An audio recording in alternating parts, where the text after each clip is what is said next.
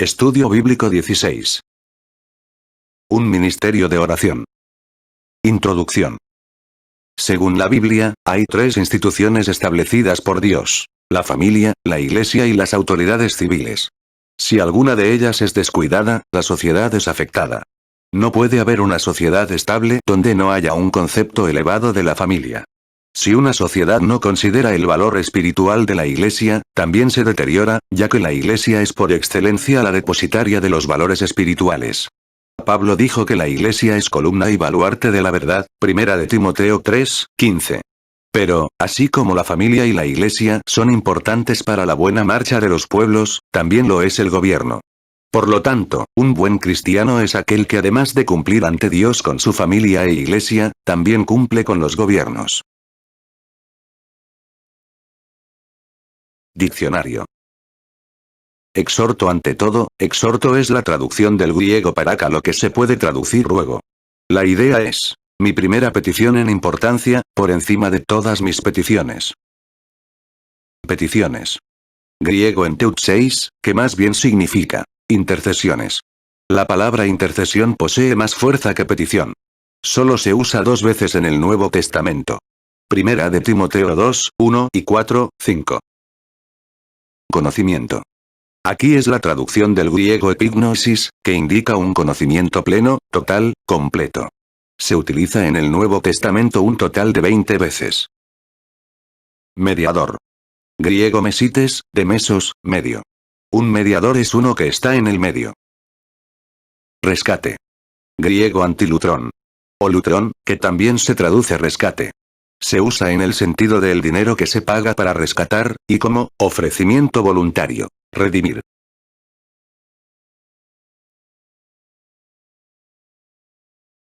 Pensamiento central.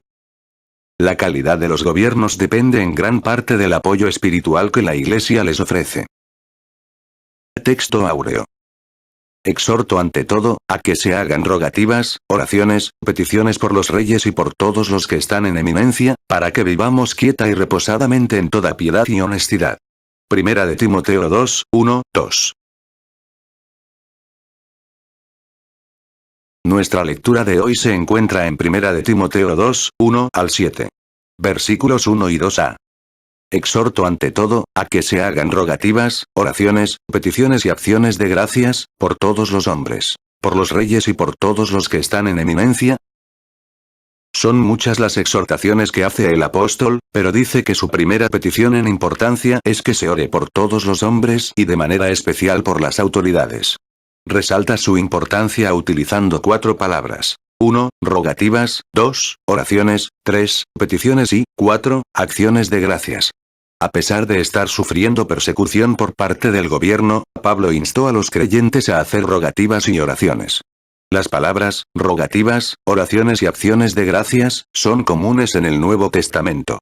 Pablo desea que constantemente se ore por todas las personas, principalmente, aquellas que gobiernan los pueblos, pero que las oraciones vayan cargadas de una intensidad especial. Que sean verdaderos ruegos fervientes.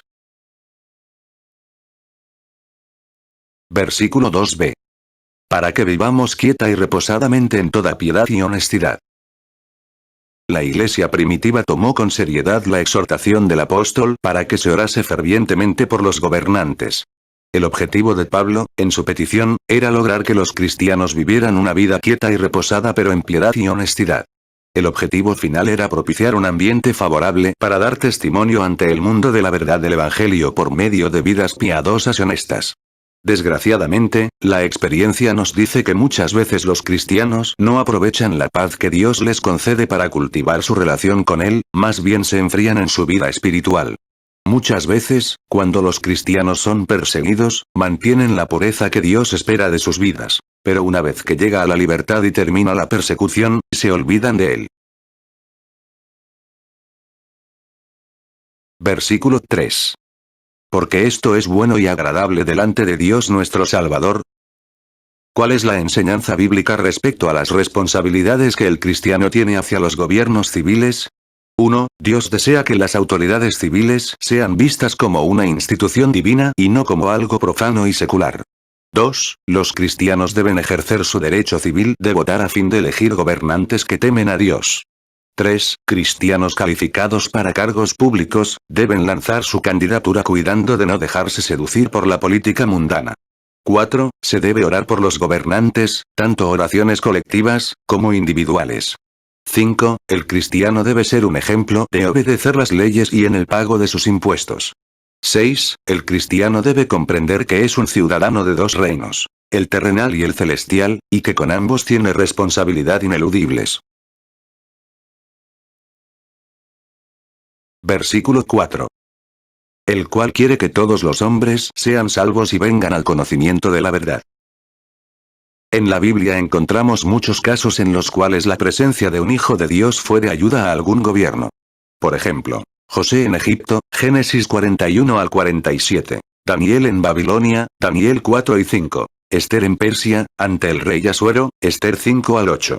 Gracias a la búsqueda de Dios que ciertos reyes piadosos de Israel hicieron durante sus gobiernos, la nación gozó de períodos de paz y prosperidad. El deseo de Dios es que todos sean salvos y vengan al conocimiento de la verdad. La palabra salvos implica varios beneficios. La salvación es el beneficio primordial de la obra de Cristo. Ser salvo significa, liberado del infierno, libre del poder del pecado. Implica disfrutar de los beneficios de la vida en Cristo, pero también un estilo de vida. Versículos 5 y 6. Porque hay un solo Dios, y un solo mediador entre Dios y los hombres, Jesucristo hombre, el cual se dio a sí mismo en rescate por todos, de los cuales se dio testimonio a su debido tiempo. En los versos 5 y 6, se afirma que existe un solo Dios, según la enfática enseñanza del Antiguo Testamento, que se resume en el Shema Oye, de Deuteronomio 6, 4. En segundo lugar, se afirma que existe un solo mediador entre Dios y los hombres, el cual es Jesucristo. En tercer lugar, Cristo es mediador efectivo entre Dios y los hombres por causa de su encarnación. Una vez que consumó el plan de redención, ascendió a los cielos con un cuerpo glorificado, y con ese cuerpo se sentó a la diestra de la majestad en las alturas, Hebreos 1, 3, 8, 1. La glorificación del cuerpo de Cristo es vital para la fe cristiana porque señala la glorificación del cuerpo de los creyentes cuando Él venga por los suyos. Versículo 7. Para esto yo fui constituido predicador y apóstol, digo verdad en Cristo, no miento, y maestro de los gentiles en fe y verdad. Pablo se identificaba como siervo, doulos, que más bien significa, esclavo, de Jesucristo, como uno que había sido llamado para ser apóstol, uno apartado para el Evangelio de Dios, Romanos 1, 1, y se identifica como predicador, apóstol y maestro de los gentiles.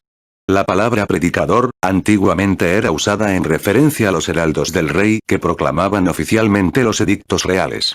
La palabra apóstol, viene del verbo enviar, pero enviar con una misión. De manera que un apóstol era uno que había sido escogido, instruido, comisionado y enviado formalmente para desempeñar una tarea específica. A estos dos ministerios Pablo añade el de maestro. Él ejerció el ministerio de la enseñanza a través de las instrucciones que daba personalmente a las iglesias, y también por medio de sus cartas. Preguntas de repaso. Según la Biblia, ¿cuáles son las tres instituciones establecidas por Dios? Mencione las 4 palabras implícitas en la exhortación de Pablo al orar por los gobernantes. Anote los nombres de al menos 3 personas en la Biblia que fueron usadas por Dios para ayudar e influenciar a los gobiernos de su tiempo. ¿Por qué es vital para la fe cristiana la glorificación del cuerpo de Cristo? ¿Cómo se identifica Pablo en 1 de Timoteo 2, 7?